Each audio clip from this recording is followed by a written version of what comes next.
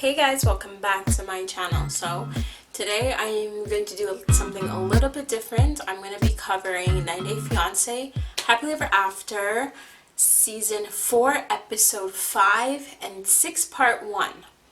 So TLC did an early release for episode 6 part 1. So I thought there was something when I was watching the episode. I thought it was weird the way it was divided, and I happened to watch it, so I've decided to review it. So if you prefer to see, if you don't want 6 to be spoiled, you don't need to watch the video. Or you know what I'll do? I'll put in some kind of timestamp that will tell you like this is the end. Actually, sorry, I can't put a timestamp because I don't know, I can't differentiate what was episode 5 and what was 6.1, so woe is me. It is what it is. Anywho, let's jump into it. So this episode was juicy. There was just a right amount of drama and the right amount of level-headedness. So let's start off with a boring couple, Paolo and Ross. So he reveals to her that he had a job opportunity in Oklahoma. She's been saying she doesn't want to go. She told him she didn't want to go, and they're not going. End of story. They go to the doctor to get some kind of preventative needle. They do that. She brings up her miscarriage and how she's still thinking about it, and that's it for their story. There's nothing with them, and I'm tired of seeing them. They're literally like just making up stories at this point, making up storylines in order to justify being on the show, but they're all irrelevant. And next, the second most boring couple is oh my god, I can't even remember them. Ashley and Jay, that's how boring and forgettable they are. So yes, Ashley is really immature. She is not acting her age. She's acting more like Jay's age. She's playing tit for tat. She goes to New York with her girls and like, by all means, have fun. So she's kind of flip-floppy. At one point, it seems like she doesn't want Jay to contact her. She wants to do her own thing, and then Jay, you know, he does him, and she does like her stuff. And then all of a sudden, it seems like at one point, like, she wants Jay to contact her, but then she's getting mad when he's angry, hang up on her and stuff like this. It seemed like she gave him no information about the trip, because he's asking about it. I think asking whether she's drinking is a stupid question when you're going on a girls' trip. I don't know what he expected them to do while they were there. They try to show Ashley letting loose and having fun. It looked really, really, I don't know, it looked very, very fake. That bar was definitely a hole in the wall, and I was not here for it, and I'm just done with this couple, so let's stop talking about them. Next, let's talk about a trash family, Chantel and Pedro. So Pedro is in the Dominican. Like, Pedro is really living his best life. It's so nice to see him so happy, him smiling, like joy brought back into him. Because really, when you are watching him when he's in Atlanta, you feel really, really sorry for him because he looks depressed. He looks like he doesn't want to be there.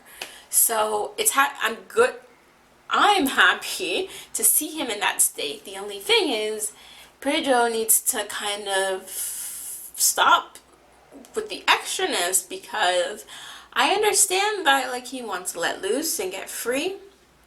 They go to a bar with their friends and he's drinking and stuff. But Pedro, you can drink you can talk shit or vent about your marriage and stuff like that. You can get drunk and just have fun, but that little girl over there, or your your sister's friend or whatever, that she was being mighty shady. She's being really disrespectful, and Pedro was being extra disrespectful because you're the you're the one that's married, and that girl was whining up on you. At least with, and this is a throwback, so sorry if you get, some people don't get it, but when Jonathan Fernanda, that girl was whining upon him, he was like, nah, nah, nah. Pedro was, let me lift you up and let's grind on me. I'm holding your waist. He was enjoying it a little bit too much, and I don't think that that's something I would want my husband to do, so I don't think it was acceptable. And Chantal, on the other hand, she's kind of sat at home, and then what she does is she talks to her family about this, and they're putting more things in her head. Then she talks to her friends about this, and they're putting more things in her head. She's talking to her friend from the Dominican, and he's putting things in her head. And I think like Chantal needs to think for herself. I think that Pedro cannot, as a husband, think that he's just gonna get one-way ticket somewhere and kind of let you know when he's gonna be back. Especially if he took out money out of both of you guys' savings. So there needs to be communication there, but I feel like Chantal is also telling everybody her business, so then that's how everyone gets involved and influence her. So I think that she needs to kind of step back from everybody and think for herself. So hopefully she does that, but I think she's gonna eventually just fly over there because Pedro's giving her no type of timeline of when he's coming back. He's living his best life and he doesn't want the family to clash. So that's kind of it with them. Next we'll talk about Larissa and Colty. There really wasn't much for them. They're actually getting along as a family, which is really good for a change compared to all of their arguing. Then like Larissa's secret or bombshell was that she has children in Brazil. She's a son and daughter, and at first when I heard the bombshell, I was like, oh, because I follow 90 Day Fiance news. I already knew she had children and stuff. But then I was like, okay, so they revealed it. So what's the, like, I know that's a secret, but then who does she need to tell the secret to? I don't know, for some reason I thought Colt didn't know, and then I was like, you're just gonna spring on you have kids? I'm like, what kind of foolishness is this? But no, it's Debbie that didn't know. And so I was like, oh, okay. Like, don't get me wrong, I feel like this is something that Debbie should know, but if she doesn't know, it's not going to break up the family, it's not going to cause some rift. Like, calm down. So Larissa's tired of keeping it in, and she never told Debbie initially because of the relationship they had. But now it's better, so she thought, like, okay, I need to be honest and tell her the truth. So the three amigos are there, and Larissa says, Debbie has something to tell you. I have children.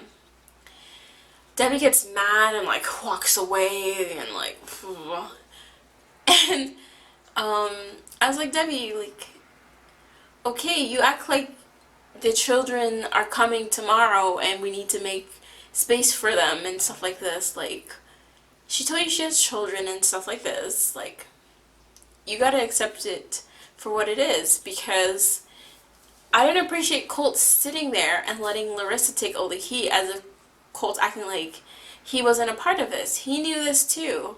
He could have told his mother at any time, but he chose not to.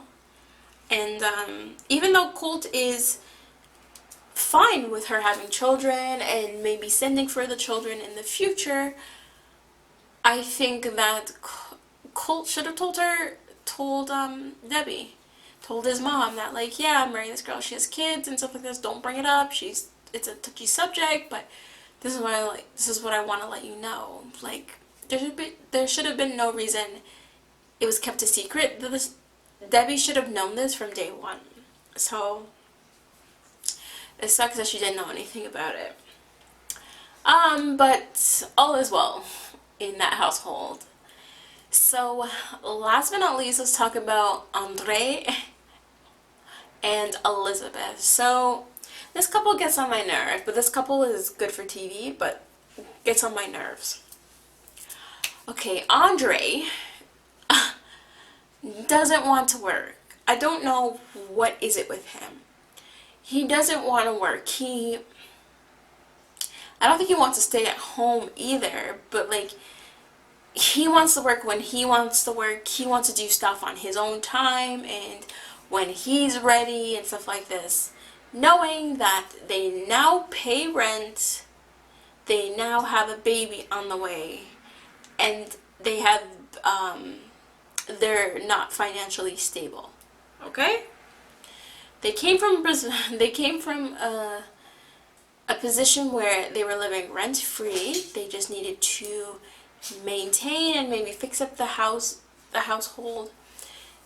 He got an education. He went to trucking school, so he is educated in some way. And he's decided he doesn't want to do this anymore. He wants to be a handyman, which they could have saved so much more money not going to trucking school and just being a handyman. But being a handyman is not a job. So, and he has this, like, chip on his shoulder. I don't know, he has this, like, bravado, macho-ness thing with him that, like, I'm the man, like, blah, blah, blah, blah. You are a man, you are not the man, and your woman is the man, according to your standards. So, like, what are you gonna do? And I feel like he's in this, like, la-la land of, like, almost like it's all gonna figure itself out, or, like, don't worry, it'll work out type of thing. And, like, for a woman, they need to be reassured. You can't just kind of end an argument with, like, it's all gonna work out, don't worry. I know you're pregnant and you're the breadwinner and you're taking care of the house, but don't worry, it's all gonna work out. Don't worry. Like, how? When you're working weird jobs because you don't want to get a full-time job because of the pay, or you don't want to be alone from your family, and you don't like what you've studied and all this nonsense. So I'm just like, I'm not here for it, Andre. I can't remember because I was kind of like not all there when I was watching it at one point. But Elizabeth goes to her father to kind of vent and tell him how stressed she is. And she suggests that, like, Andre works for her dad. And her dad is so accommodating. Me as a parent, I would have been like, nope, that's it. I'm done with him. Her dad says, yep, sure, he can work for me as long as he can tell me to my face, look me in the eye, and kind of make, like, a commitment to me. Elizabeth's like, okay, cool. That's what he'll do. She goes to him and she talks to him about it, and this man is like, I'm the man in the house, you need to trust me, you need to listen to me, I don't want to do all that, blah, blah, blah, blah. And I'm just like, he wants to stay, like, I feel like he wants to live off of Elizabeth's family, but then still call the shots and do whatever he wants to do and run things, and with things that are not his money. I can't wait until he finds out that Elizabeth borrowed money from her dad in order for them to live in their current place. But at this point, like, Elizabeth has to do what she gotta do. She needs to she needs to save money for her baby. She has other things to take care of. She can't be worrying about what Andre's doing and or what he's not doing. Because he's right. He is a grown man, but he's not doing much to help himself. So I'm very frustrated with that couple, but I can see how they'd be great for TV. So last but not least, we have Nicole and Azen. So there really wasn't much with their story. Nicole is getting ready to go to Grenada. At this point, I think they're a week out. She's talking to her mom, and her mom is telling her about enrolling May in kindergartens because I'm assuming she's 4 or gonna be 4, so she'll need to be in like some kind of JK. And Nicole is like, yeah. So her mom is like asking her, like, is she gonna go to school in America or Morocco? Nicole has no fucking idea. Nicole acts like she has years to decide and not months. Moving to a different country and enrolling your kid in school, I can imagine, is not easy and would take research, paperwork, all this other jazz that Nicole didn't look like she even looked at. I prefer May to stay in America because her family's here and I don't trust her to be with her mom and her mom make level-headed decisions. And her mom is coming off at this point delusional. So, May is, her future is undecided at this point because it seems like you can't rely on Nicole to figure out what's gonna go on, and she hasn't talked to Azen about it, so he frankly could care less. So I love her stepdad and him talking. He's like the audience voice of just like, this is a dumb idea. How do you know you're gonna go to Grenada? Blah blah blah blah blah blah blah. And she's just snapping like, it's none of your business. And with that mentality, like I can understand when people are up in your business and stuff, but girl, you'll be stringing these people on. You string on your family. Azen strings you on. The store story got stringed along. Like, you just string along everything. Just like everything is just talk with her. So she doesn't like what he has to say. Anyways, it doesn't even matter. She's going to Grenada. It's the day before Grenada. They're packing. Nicole's dad is going to, I don't know if he's going to go with them as they go or meet up with them at some point, but he's going to go to Grenada to meet up with Azen, and Nicole is like, you're going to love him, blah, blah, blah, and her dad's like, okay, what if I don't like him? And Nicole's like, I never thought about that because I know it's not going to happen. Like, that girl is delusional. I don't know if she needs to be taking care of a child with her mindset. But then in episode 6.1 or 6.1, guess what? Grenada, looks like Grenada is canceled, and I am not surprised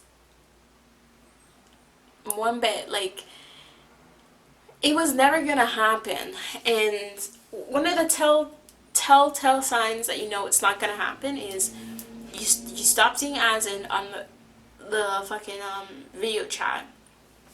So you stop seeing him, so you're kind of just like, I haven't seen him in a while. And the Cole segments are kind of short and sweet. Even last week it was very short and sweet. And I'm like, okay, she's still talking about Grenada, so things could definitely happen. She's still talking about Grenada. But then I was like, when they put up the TLC puts up the plain background with writing, I was like, oh god. And we're getting to the end, so usually they have some kind of cliffhanger. And I was like, oh god. So Nicole finds out Grenada's not happening. I don't know why. We'll figure out why next week. And she storms off. It looks like she's going into a room. They call her mom, or her mom comes over, and they want her to talk to her mom. But her mom can't find her, and then her mom asks for a flashlight, and then starts waving the flashlight in the dark. I don't know what that means. Maybe they live in the boondocks and like shit like that is there. But we will see what happens. Now the episodes are starting to get a bit more juicier, so it's a bit more entertaining, and it grabs my attention more. So that's really good. But I'm looking forward to 90 Days the Other Way, I believe it's called, because that looks like a hoot. um, anyway, so that concludes my recap of 90 Day Fiance Happily Ever After, Season 4, Episode 5, and 6, Part 1. Don't forget to like, comment, and subscribe. Thanks for watching.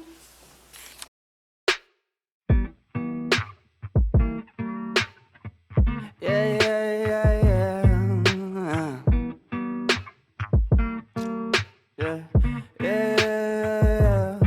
I'm just a dumb cunt, fucking sick and tired of it. Maybe I could front love, maybe I could buy a zip, maybe I get fucked up. Next time I could save some. Why it's gotta be like this? Why it's gotta be that way? Put it inside. Feel so rise up, banging on that loud.